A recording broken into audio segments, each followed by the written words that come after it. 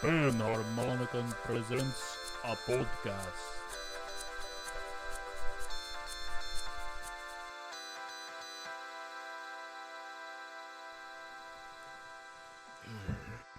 You good? Got a unicorn. Got a unicorn. Got a unicorn. In the depth of a unicorn.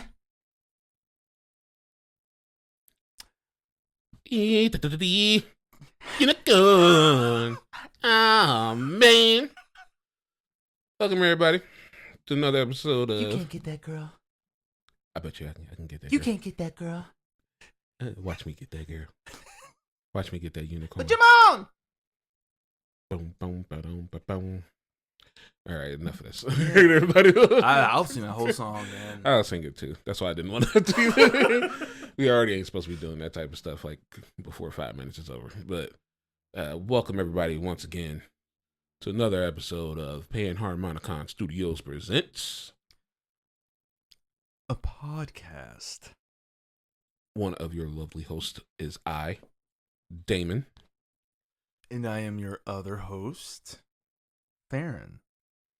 And today, I don't know if you really got it through our singing, but we're going to do one of the other movies we've been kind of talking about a little bit. Death of a Unicorn. It was A24 film released early May? Late March? March 28th. I believe March 28th is... Late March. It was like right after Mickey 17. I think it was like the next week after Mickey 17. It was a couple weeks. Yeah, I think it was a couple weeks after. And starring Paul Rudd and Jenna Ortega. Mm-hmm. As well as I can do this. Adam Warlock. William, why do I want to say William Cypher? No. I'm doing the thing that is No. his last name. Can I go to another person? Tia Leone. Okay, yeah. Taya Leone. Yes, is in the movie. She is. William Poulter. William Poulter. Oh, Poltergeist. Dang it. And I can't really think of anybody else of like note. Oh, you know what? There is somebody I do want to say because he is going to be coming up playing Metamorpho in Superman. Yeah. Kerrigan, Anthony Kerrigan. Anthony Kerrigan. Right. Forgot about him. He actually, well, let's just say spoiler alert, real quick. Doesn't have a large role in the movie. He's like there. He's there. He's there. There is his presence. Physically, you can see him, but oftentimes he's kind of giving a look and then walking away. He would be excellent in like the Hitman, like the video game. Like if it were a video game adaptation of Hitman. I think they did that already, but if they were to do another one, I think they tried a couple times. Yeah, I think he would fit very well. And Richard Grant is also in this movie. Those are all the people I can think of that are truly of note. So this one is, part of me wants to say it's a departure from Mickey 17 before it. Bless you. Oh, I am so sorry. That's the second sneeze. Yeah, Damn, that felt looked good. like, not like possessed. Ooh. You looked like you were charging it. Like, yeah, like it felt like I was. It was like a mix of getting like you charging it up and like somebody behind you like snatching your soul like Mortal Kombat style. Oh, Shang Tsung. Yeah, you just like, then you like finally then he like let you go and it was like a rubber band back. I'm gonna be honest, I've been having a sneeze-tastic good time these past few days. And I don't mean that like actually being good. I went on a run on Monday. It's like my first run this year. And I got home and immediately, dude, it was just Sneezeville. Left and right. Sneeze. And ever since, and I'm not a sneezy guy. I'm not. You don't get like hay fever during the... No, I typically don't. I'm not a sneezy guy, but after that run, I don't know what it was, dude. It was I was like, there was like mucus and I was just like, I was coughing up all the nasty stuff out of my lungs, it kind of felt like. And then every day since, I've sneezed at least 10 times. Must have got some of that new age pollen that they must have Yeah, just put out there. it just kind of like lingers. Mm-hmm. Linger. So if you didn't tell by the name of the movie, if you have not seen the movie yet or anything about it, it's a weird movie. The Death of a Unicorn is technically both correct and a misnomer, but no, yeah, I guess technically it is both a correct and a misnomer. Death occurs to a unicorn in the movie. The movie, I was going to say before you went on your sneeze session there, that it isn't so much a departure from Mickey 17. In fact, I do view a lot of similarities between the two movies. But it is a departure in that this movie doesn't really have meaning. It's a Paul Rudd movie, and it's or a Paul Rudd comedy, which means it's just a comedy. But it's also kind of like a nuevo, not psychedelic, but it's a dark humor comedy. Oh, definitely dark. And as such, is kind of tailored to him. He is I forget his actual name in the story, but he is the father of Jenna Ortega. The two are out in the northeast, I believe, heading to what's supposed to kind of be like a reservation resort that is owned by. You said northeast, like weren't they in Europe? I thought they were in America. Were they not in America? That's kind of weird. You got me thinking. But as we looked that up, they're going someplace owned by his boss. Oh, it's in Canada. Ah, so nope. So I guess northeast. I don't know why I got like the feel of Germany for some reason. It's probably because of unicorns and all the like folkish type art that she shows, like the medieval art that she shows. Plus, they talk about like moments where they were in like European places, because I think they bring up Spain as where Jenna first learned about the unicorns. But going back, father and daughter are headed out to a lodge that is owned by Paul's boss.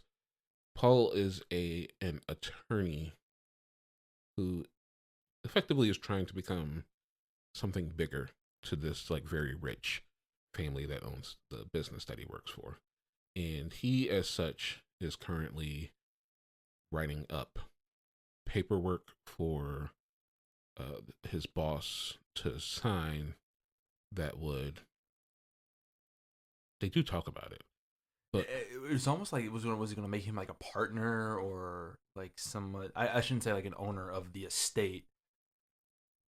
I think no, because wasn't it sort of also kind of like the guy's will and testament, because it turns out that he's got like cancer and is dying, but it becomes paperwork for Paul to become like a partner in the business. And Jenna's kind of already not about her dad.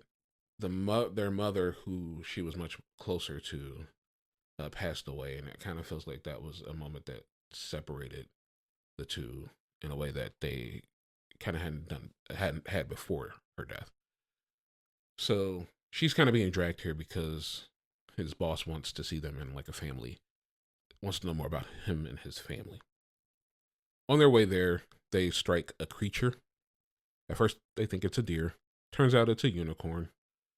And Jenna touches said unicorn, sees that it is dying, and ends up going into like a psychedelic state where she's seeing like almost like it feels like the birth of the universe. She's seeing multiple realities, it feels like multiples of herself, and it's almost kind of reminiscent of that scene from Doctor Strange when the Ancient One like flicks him. It's like she's kind of like transported through, to your point, like the birth of the universe in that moment, but it's unfortunately cut short. I mean, it's cut short because Paul kills the unicorn with a tire iron, and They put it in, and I don't know why at that point they choose to put it in the back of the car. Well, he chooses. I shouldn't say they. He chooses to put it in the back of the car and drive off to the lodge with it instead of just dumping it somewhere. And it's at this state, like I said before, that technically the death of a unicorn occurs. At this point, after they get to the lodge and everything, and we figure out more about it, turns out that it wasn't dead because it starts to break itself out of the car. Now, the family, the lodge is more of a compound, and the family has some security there. And they do kill the unicorn. So again, death of a unicorn takes place. Within the first, 15, 20 minutes. Yeah. So then, was that like a little go-kart? Yeah, some dude just rode past on a motorcycle and another one on an AV. Like country boys. So yeah, twice now, death of a unicorn. It's also starting to be at this point. So when Paul thought he killed the unicorn, he hit it so hard that it splattered blood onto him. He's been wearing glasses up until a certain point where he realizes he no longer needs to wear glasses. And when the unicorn is killed the second time, Jenna is actually so close to it that blood splatters on her. And what she had a lot of acne at the beginning of the movie. Now she don't have that acne anymore. So they start to learn essentially that unicorn blood has some type of healing transitive property.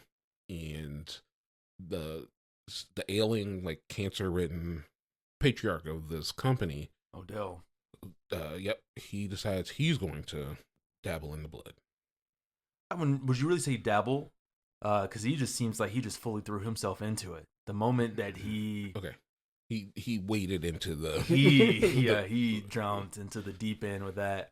Because essentially Odell, I believe as you mentioned, is cancer stricken, and he's actually very close to his the end of the line.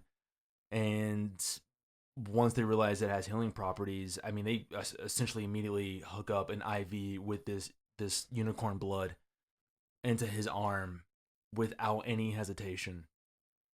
And I kind of thought that when, obviously with it having the healing properties, I shouldn't say obviously, because it's one thing to be able to, remove some acne or make your eyesight a little bit better.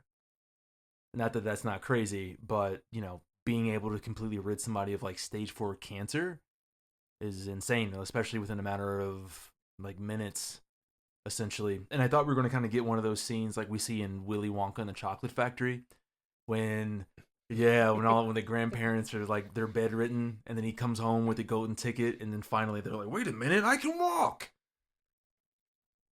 Still would be so mad. I would be so pissed, dude, if I was those. It was like, you've been fine this entire time. In the promise of a chocolate factory.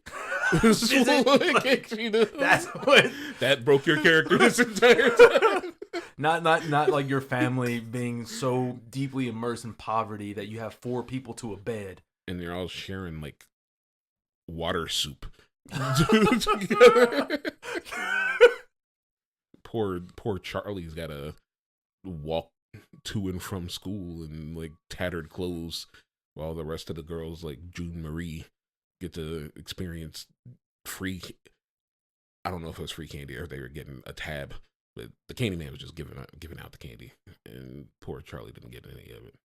But that's another movie for another time. Actually, that really is another movie for another time. Yeah, we probably need to. I need to go back and watch that through, in a more adult lens. Mm-hmm. But yeah, after Odell realizes, or after the entire company, the company being just all the people present on that compound at the time, realize that there's these healing properties of the unicorn blood. They do what any capitalist would do.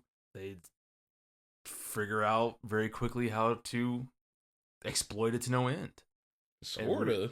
I don't really understand what I don't understand what their goal was, because I feel like there were 2 different goals in their mind. I feel like Odell had plans on eventually turning into a pharmaceutical maybe, but Will Poulter was just trying to sell it he would sell drugs. Yeah, I'm not. So it's to that point. I kind of thought that with his character, I believe his name, yeah, Shepard in the film. So I thought that Shepard was he's the son of Odell and Odell's wife, obviously. So he's on board. I took it as him being on board because, oh well, we're gonna turn this into a pharmaceutical. It's gonna make so much money because who's not gonna buy it? Like, let's get all of our rich friends. I believe actually literally what they were saying early on as they started to develop their plan for this. Like, let's get our richest friends, make sure they know about this, get investors. This is going to be one of the greatest pharmaceutical ever created. And so he's just all about money. But yeah, the drug, I didn't really take that as him being like, yeah, I'm going to sell this, as it is just him just finding a different way to exploit it. Conflating it with like the end part where he learns about the unicorn horn. Oh yeah, they were like filing it. Yeah. So they're about to try to market this unicorn blood, and we learn that this was a baby unicorn, and that there are actually two more, like a mama and a papa unicorn. Jenna at this point seemingly knew more about unicorns than she let on at the beginning. Now that she knows that unicorns are a real thing, and suddenly she remembers like a trip to, I want to say it was Spain, maybe it was France, something like that, where she saw tapestries detailing the unicorns, and seemingly they were at war at one point with humanity because humanity learned about how unicorns worked. So there was a death of a unicorn, and that spurred on an entire war. But the tapestry is incomplete. Now she's been printing up stuff, and she's trying to like tell them this is not a good idea, because it's not a good idea. At this point, we start to get more horror elements. You find out it's not just a pure comedy, but it's like a dark horror comedy. And the unicorns show up at the compound and start to wreck shop. And as a result, when they leave, after kind of like being like, you can get gunned down, Odell, was there 3 people? There's actually quite a few, because before. Well, no, not the people who died. The expedition that they go out on. It was Odell, Paul, and there was way more than there was Odell, Elliot. There were, I think, at least 3 other guards. So there was the female guard. There was, who's like that tough one. She gets taken away, and then there was another guy, I think, along with Elliot, who also gets axed. So I think there's maybe at least 5 when they go out and they try to chase these unicorns down. But I think even before that had happened is like when you were talking about the movie switching to that dark comedy. I'm just confused as to where it went dark for you. Because I mean, was it the part where the scientist got impaled and just completely his whole rib cage turned out? That part right there, where he was just gutted with a unicorn horn that was like the size of a samurai sword. Is that the part you're talking about being dark? That was about when it turned into a dark horror. Ah, yes, okay. Yeah, and the scientist. So they were transporting the dead unicorn to, I guess they were going to like leave the lodge, so they needed to get it out of there. And as such, they like created this like little science tube that you kind of see like when there's like epidemics and stuff, and a whole bunch of people are sick. So they create like the little plastic dome, like like the quarantine domes, kind of like that like football players come running out of, and they can't see out of it, I guess, for some reason. But the unicorns could see in. They could see exactly how they were moving about.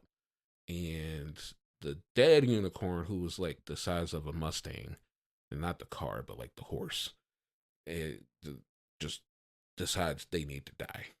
And as such, puts his horn just completely through this man. Yeah, in a very Song, gory way. Who actually, I believe, Dr. Song is played by Steve Park, who I'm pretty sure was in Mickey 17 as well. So it was interesting, like flash forwarding 2 weeks and then we get him in another movie. He didn't have the same fate though, as in Mickey 17. Unfortunately, he lost a significant portion of his torso in Death of a Unicorn. There's some gory deaths in this movie. There were some gory deaths, dude. You remember that guy? There's a scene. So when the mama and papa unicorn start attacking, at this point you have like several scientists have arrived at the compound because I mean these people have unlimited money, so they're moving quick on trying to just obviously take advantage of this unicorn blood. So they've got scientists that arrive, they've got mercenaries that come there. And to be honest, as soon as I saw those mercenaries, I thought to myself, like, oh, this is fodder. Like, this is perfect because, like, the main characters, there's really only kind of maybe like 5 or 6 of them. So if there's only 5 or 6, is like you can't have swaths of people dying because your group is so small. But then as soon as those mercenaries showed up, I'm like, it's a wrap. And one of those mercenaries, his head. There's this shot where Paul Rudd's Elliot, he's on the ground, and I think he's on the ground laying on his back, and in between him and one of the mercenaries is a Hummer. And one of the mercenaries falls down so Paul can see him underneath the car. And you see the legs of the Papa unicorn walk. Was it Elliot or was it Jenna? It was a Jenna. I thought it was her character. Well, she was in the car, but he was trying to get her out of the car, so he fell to the ground during that process of trying to get her out. And so he was the one who I'm pretty sure saw that unicorn step on. Oh yeah, because he had to like kind of creep around the car. Yeah, right. And then so the guy gets knocked down, and as he's coming to, the Papa unicorn walks over. You really just only see the legs, and then he puts his hoof on the dude's head, and he just slowly pushes down, and you hear the guy go, "Help! Help me!" And he just squashes the dude like a grape, just as easily as you would step on a grape at your local grocery store, man. It was kind of bad because I mean, obviously, like I said, he was a gigantic horse, so That's a like, huge horse. That hoof was like the size of that dude's head, and then they like performed that combo on like later on. That how did you feel about that? Because I thought that one, I was like that. I guess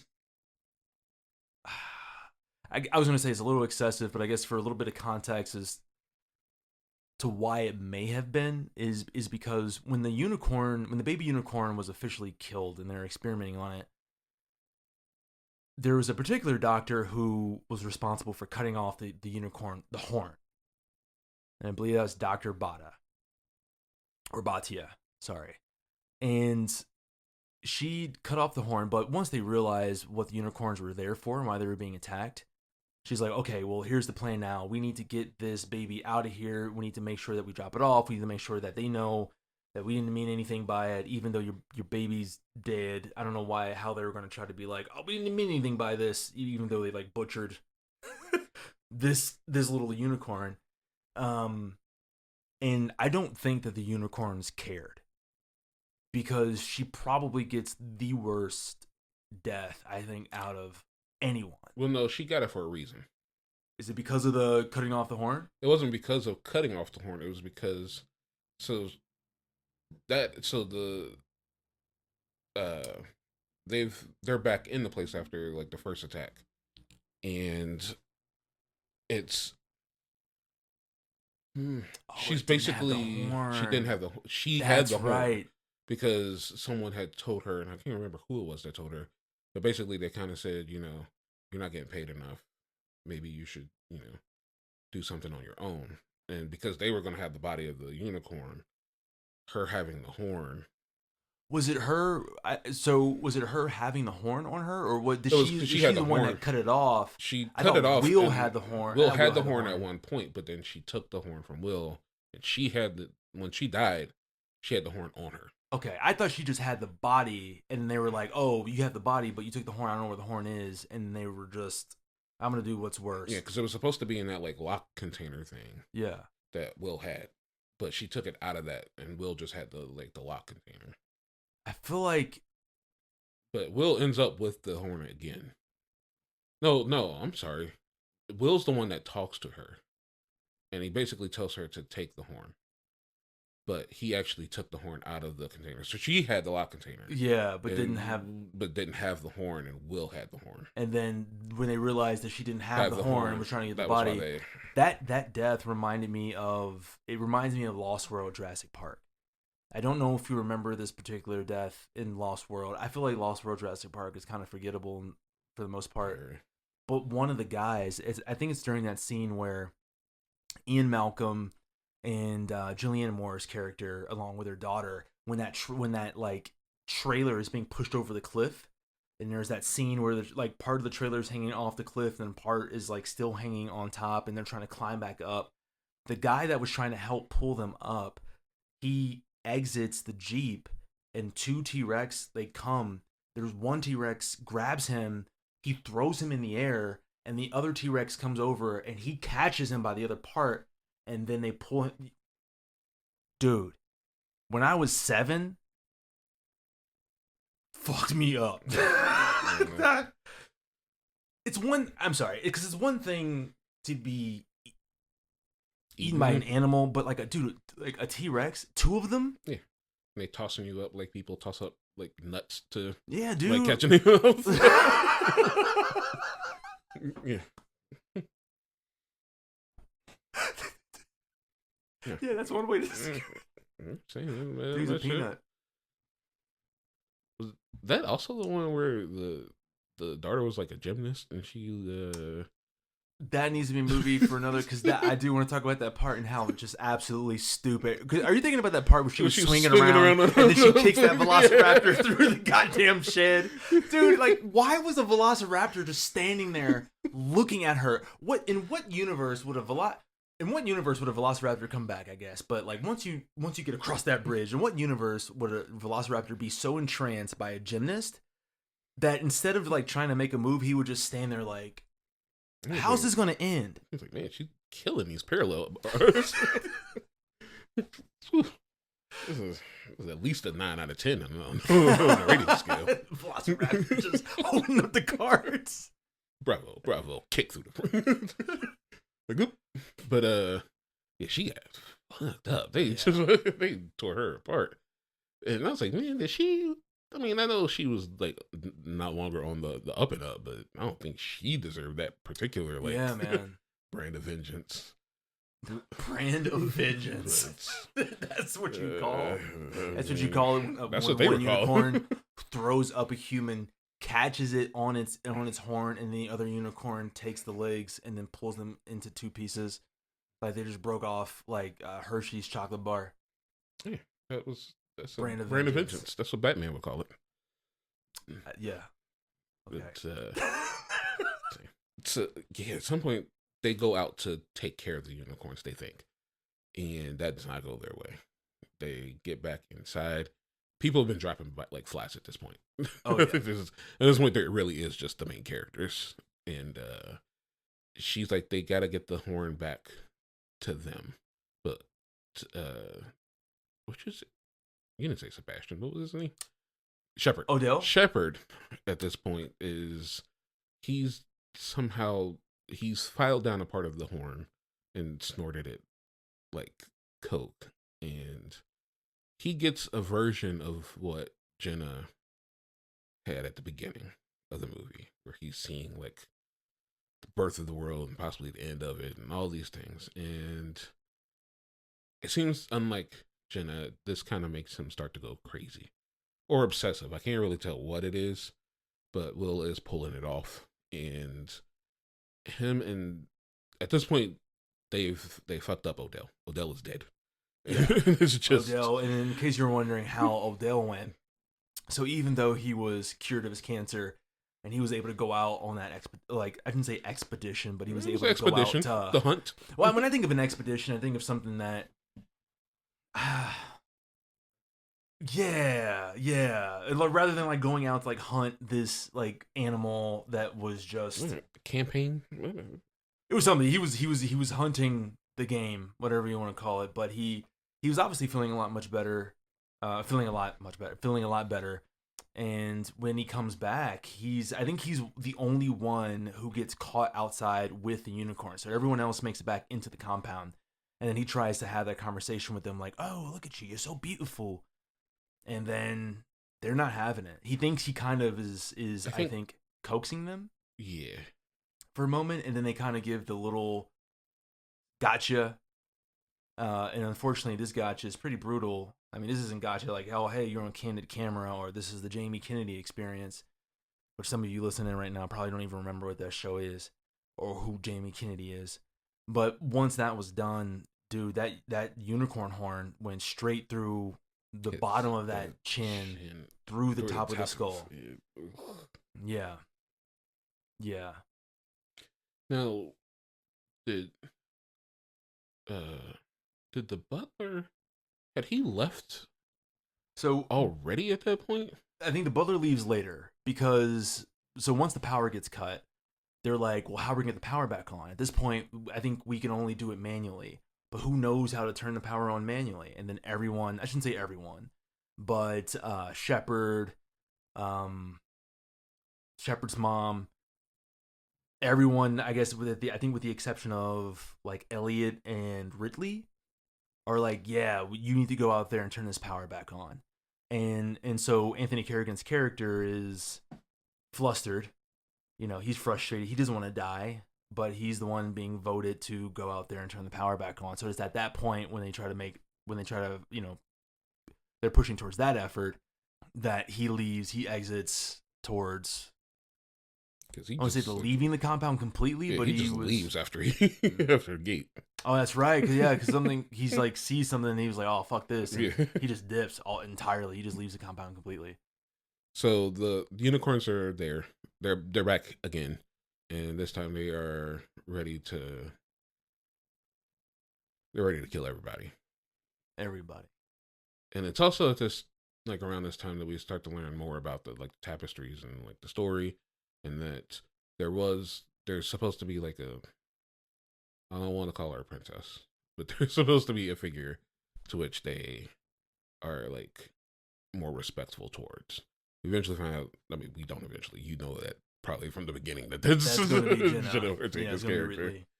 And so they aren't really looking for her, but they are looking for pretty much everybody else. And as a result, they're inside the lodge, and so everybody's kind of split up. Elliot, I think the mama unicorn goes after Elliot and Ridley, and Papa Unicorn. Maybe it might be flipped. Either way, one goes after Elliot and Ridley.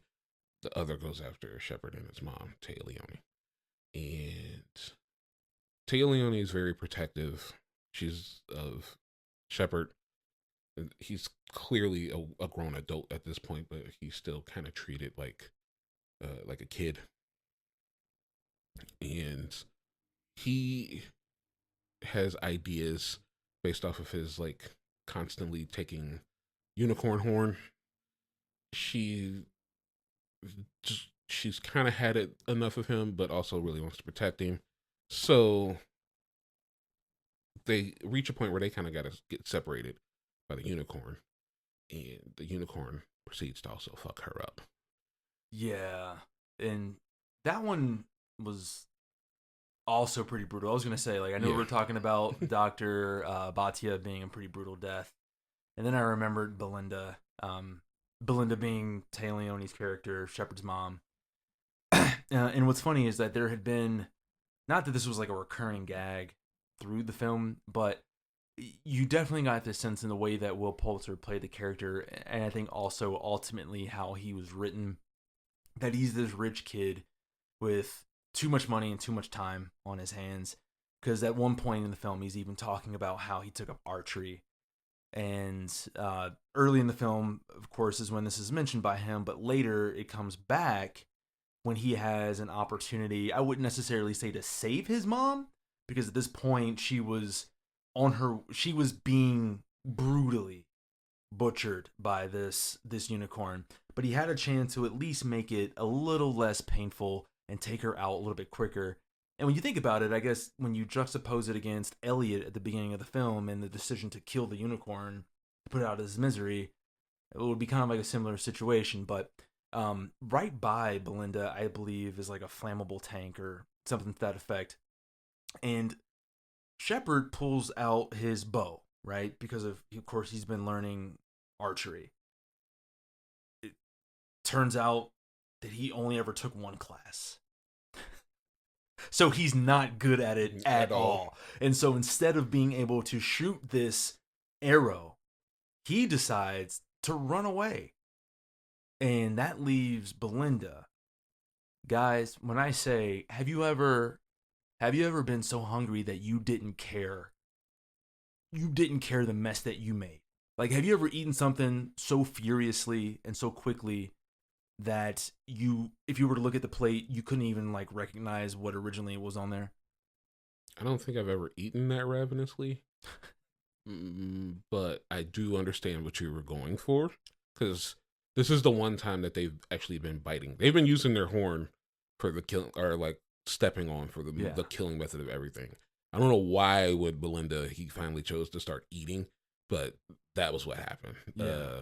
There was num nums all throughout on top all of that pool the table, day. and and it sucks because she was not dead immediately.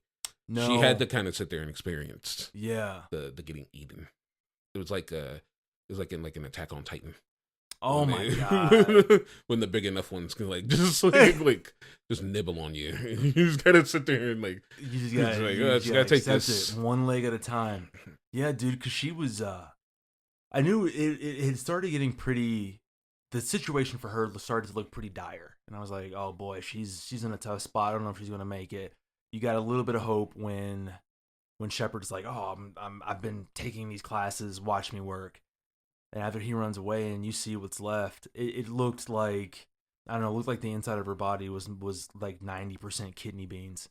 It was just crazy, dude. Kidney beans and marinara sauce. It was just that all over the place.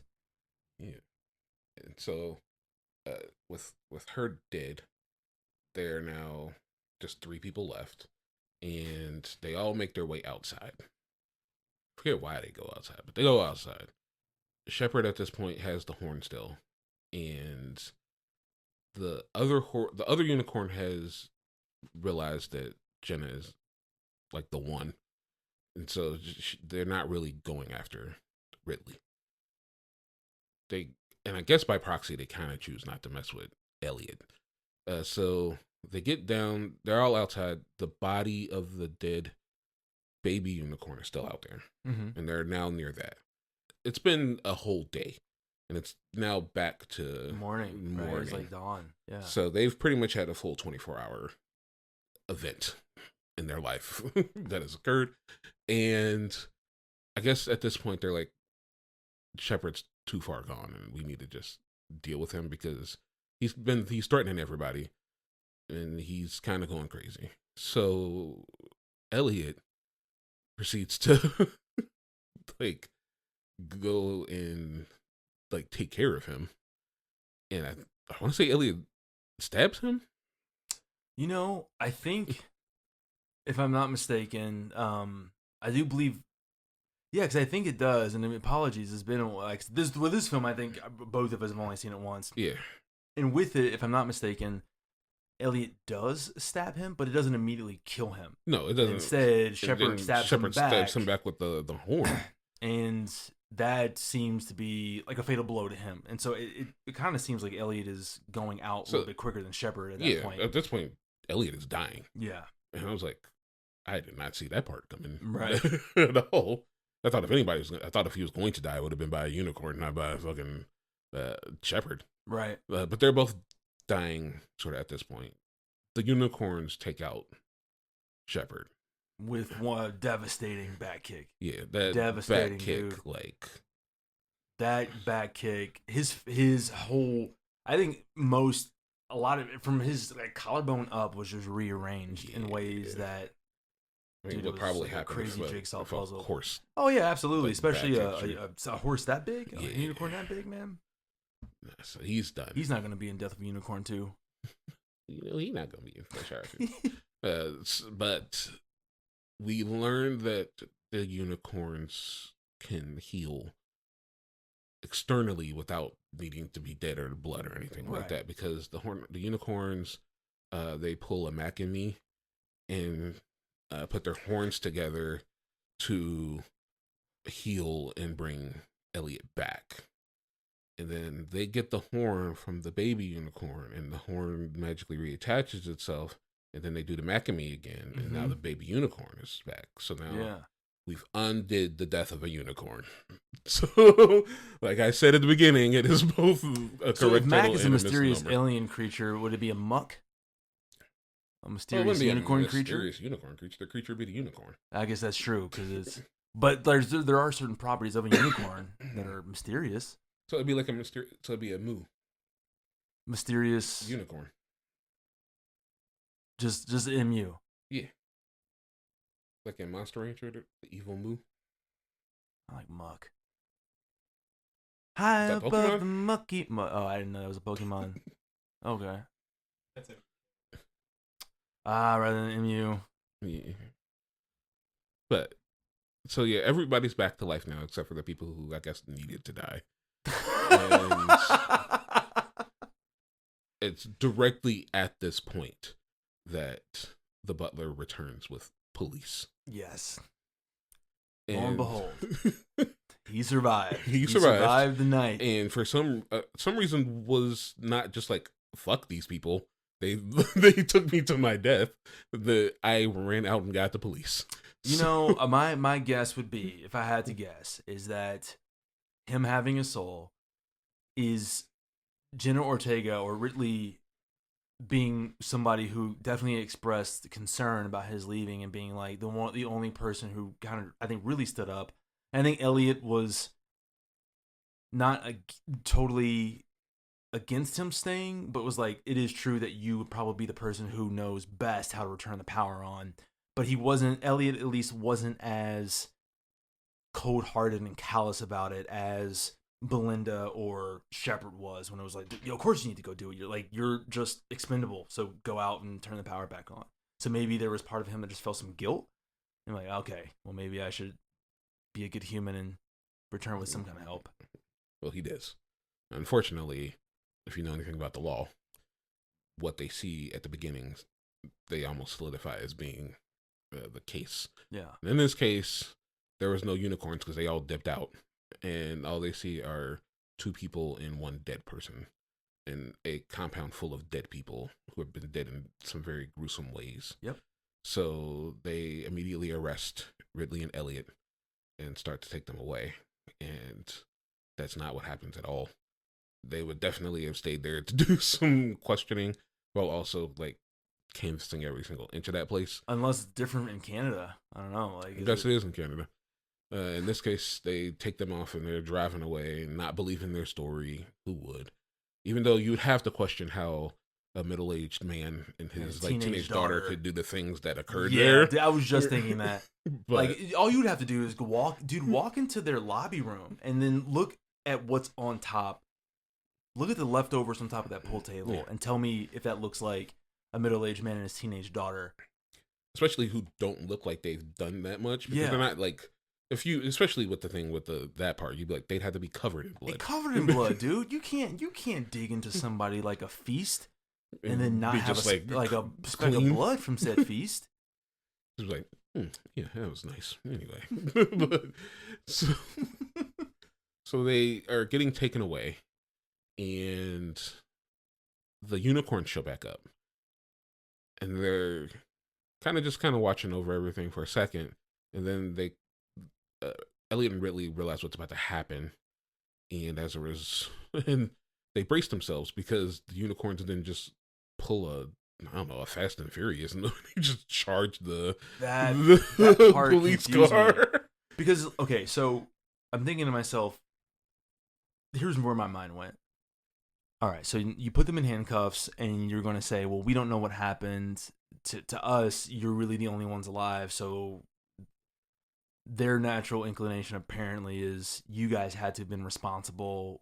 We're booking you. We're taking you to the precinct. again, like you mentioned, you take one look at that carnage, even at a superficial level, you're like, humans did not do this. But then I'm thinking to myself, okay, maybe if they see the unicorns, they'll believe them. And the cop even sees the unicorns. That's the crazy part to me. Like, the cop sees the unicorns because the car, the police vehicle, they're driving up the highway, and she looks up at the ridge, and the unicorns are running almost kind of just like side by side, like running parallel to the cop car. To me, I would have been like, okay, whatever story they had just told me that I didn't believe, I just literally, there's 3 unicorns up there. So the problem is it was too late at that point. Cop did see the unicorns, and obviously when I was watching it, I thought that they were just being like, "We're here as proof," so that when they got to the police station, the cop would be like, "I saw the unicorns that they were talking about." Yeah. And so I was like, "Oh, okay." They saw the unicorns. Then the unicorns got closer. It was like, okay. And then like the Ellie and Ridley looked at each other, and then they started like getting really close. I was like, "What?" And then they rammed the car, and I was just like, why? I'm like, was there no other way? Because I would have to ask, like, what are the odds they even survive that? Who knows? Yeah, like, I mean, they can do the Mac and Me move, so maybe they like.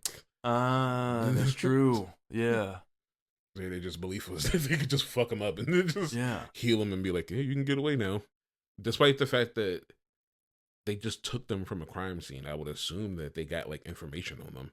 So if they've now just run off, they're gonna get chased by the police. Yeah, they're gonna go to America. like they're not really probably traveling that far. You don't just have to like go on a plane and leave for America after that. But that was that was the ending. I don't recall there being any scenes after that. No, so we stayed for the entire. So that was Death of a Unicorn. Yeah. It was a movie. It was a movie. That's what I was gonna say. Like, it was a movie, and like, it was entertaining. It was funny, but like, I guess I didn't really sit there thinking about. It didn't leave me thinking to myself, okay, I need to keep watching this over and over again so I can see like how deep it goes. And it's not to say that it didn't go deep at all, or that nothing had like alternative meanings, or there was like subtext or anything like that. But it wasn't quite to that level that you would see in a movie like Mickey 17 or Sinners and things of that nature. And also something that I'm starting to notice a lot when it comes to movies where they try to have that like archetypal liberal character and the archetypal conservative character is like, you always have the conservative character who's like super callous. It's almost like there is like the only concern is like capital. It's very kind of just very, I should say, one track minded or like narrow visioned. And then the liberal character they always play is this person who is so social. I shouldn't say so socially inept, but there's like this social ineptness to them, to where like Jenna Ortega's character, for instance, it's like she knew best what was going on, but constantly stumbled over herself to be able to properly convey what it was. You know, it was like there was just like so many times when it was just like so like flustered, moving too fast, moving too quickly through her words, that it was like they never had the words or understood how to convey their own feelings, thoughts, and emotions, which is like, okay. I would do that a lot. Say though that also falls into that usual movie trope of like, or even just like story trope in general of kid knows what's going on, parents don't, but parents don't believe the kid because they're a kid. I guess that's kind of, no, that's a good point, but it's also maybe my mind just didn't go there because like I don't look at Jenna Ortega. I mean, she looks young, but I don't look at Jenna Ortega and think to myself, oh, that's like a 14-year-old that nobody would listen to. Well, she's supposed to be in college, but they just didn't. They were all so set on their plans and their beliefs that I think even if they did to some degree believe her, they didn't want to stray from it. So they just acted as if she could be incorrect. And of course, it didn't help that she was that like kind of like bumbling, like so many thoughts going off in the head at one time that can't get anything coherent out. But I do think it was more supposed to be, here are a bunch of goofy adults who think they know better than everybody, along with this cocky, like, younger adult who is the voice of everybody, and nobody believes me. But I'm the one that knows everything, but nobody wants to believe me. And yeah, this movie wasn't, like I said kind of at the beginning, it was not meant to make you ponder life. It definitely was just meant to entertain. We need more movies that are just like that, just there to entertain you. Mm-hmm. I will end my thoughts just with the fact that, like I said, when we first watched the movie, I do find, maybe because of the timing, just a lot of parallels to Mickey 17, and such as the, like, two opposing forces, humans and non-human, a baby that can't die being worked on because of its properties, and the parents wanting the baby back and being willing to attack.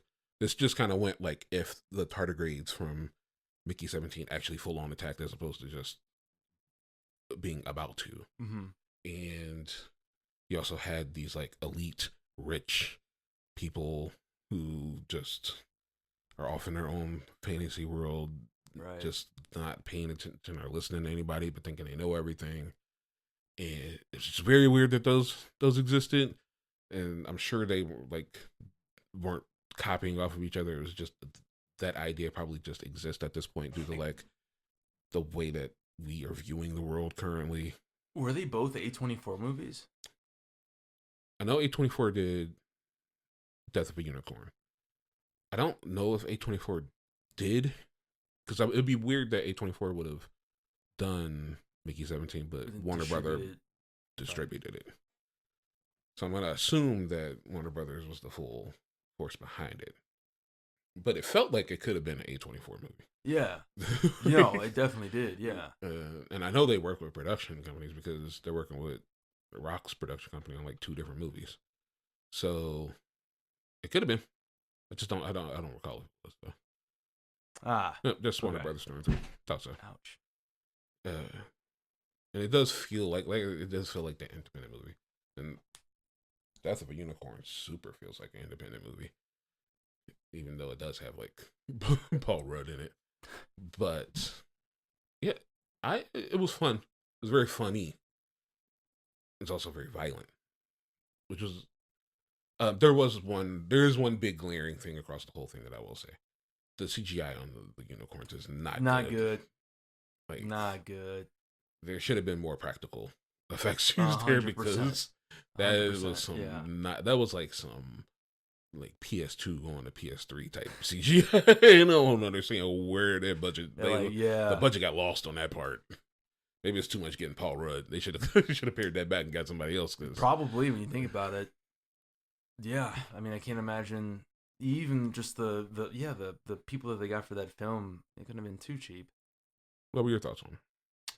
I enjoyed it. I didn't think that there was really a whole lot of depth. I think it's like you said, that it was just like a movie made to be entertaining. And yeah, no, I would agree that we need more movies like that. I do find it hard sometimes, especially like I would say like right after getting out of college, where it's a lot of those classes that train my mind to like look at films a certain way, and almost to the point where you kind of forget that you just need to sit back and just turn it off.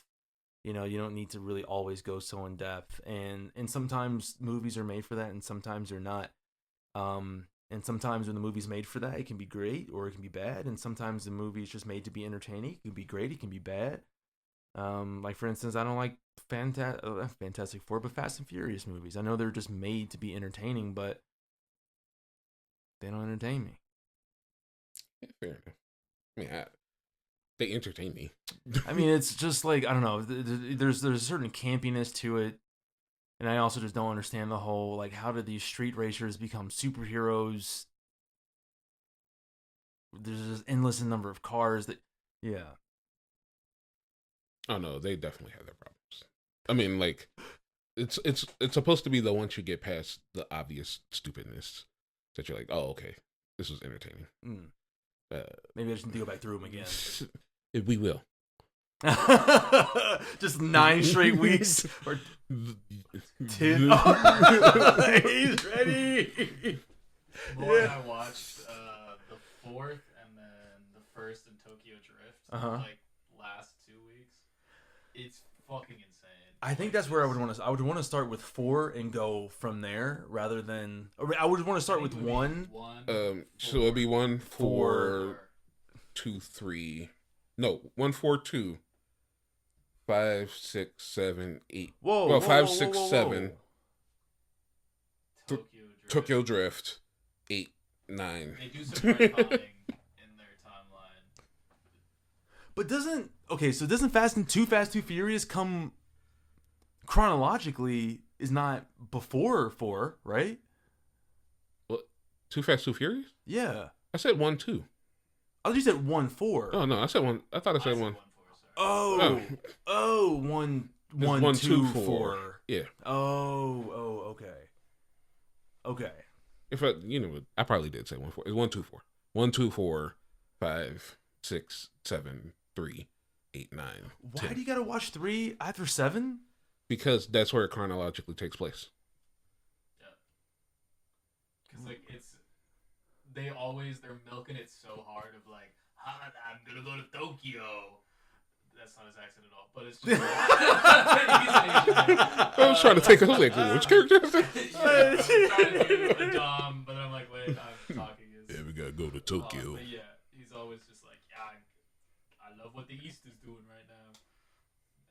That's how then it's supposed to lead. So that was their segue into. Yeah, because like in Tokyo Drift, he's like, this was my Mexico, saying like this is his promised land, where he wanted to go or end up. Wow, And dude, then that gets yeah. retconned, and that he's actually there because his boy died. Yeah, and then apparently Jason Statham is the one. Jason Statham is the one that killed him. Yeah. It looked like it was just an accident. In His boy, his son? in 3. No, his one of his homeboys. Oh, but doesn't Jason Statham join their team? Yeah, eventually. And then he creates Hobbs and Shaw, Yeah. right? Yeah. Mm-hmm. Dude, who fucking knows? Dude, who That's fucking why knows? we gotta do Fast and Furious time, and it's just week after week after week, chronological. Just Boom, pump 'em. boom, boom, boom, boom. You'll either love it or you will hate us. Yeah. Hopefully, you come out the other side loving us. If we do that, I would like to do like. And let's not forget the video game and all the other little side movies that exist. I learned about these recently. There are like The 3 video game? There's a video game that is chronologically in the universe. What? And there are like 3 like little short movies that all exist within Yeah, I know like the universe. Yeah. I knew about the short films because I was doing some Googling about like the actual timeline. They did all that. Yeah. Yeah. Family. All right. Hey man, the FNFCU is as big as the MCU. Wow. But, Well, folks. Stay tuned for that. Stay tuned for that. Stay tuned for that. And we'll only get there if you like, share, and subscribe. Yes, absolutely. I think we also need to start doing that whole linking other videos in the things if we. Top left, top right. Yeah, like just. Oh, I've like gone back and started doing that for you, right? Oh, have you? Yes, I did I've not- also been going back and putting our link tree in the description because you don't do that. Oh, dude. I've been Okay. Call him out. Dang. Call him out. On the episode. on the Right? episodes that because you guys needed to know that the link tree is in there. Otherwise, Yes. you probably don't know about our rest of our socials, such as the reels we have on Instagram. We're also on Spotify. We're on Blue Sky. We're on Twitter. We're everywhere you want to be except for Facebook.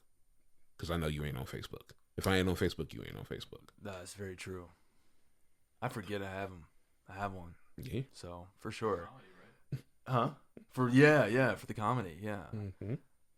So yeah, we'll start doing that. Putting the link tree in the description and adding videos. Give you guys a more fuller Panharmonicon Studios experience. Yeah. And there's going to be some other things going on as well. But can't get there until we get some more listens and some more views on our stuff. This has been Damon. And this is Farron. And this is Panharmonicon Studios presents a podcast. Oh. Took it from him. Thank you for listening. Bye. Panharmonicon presents a podcast.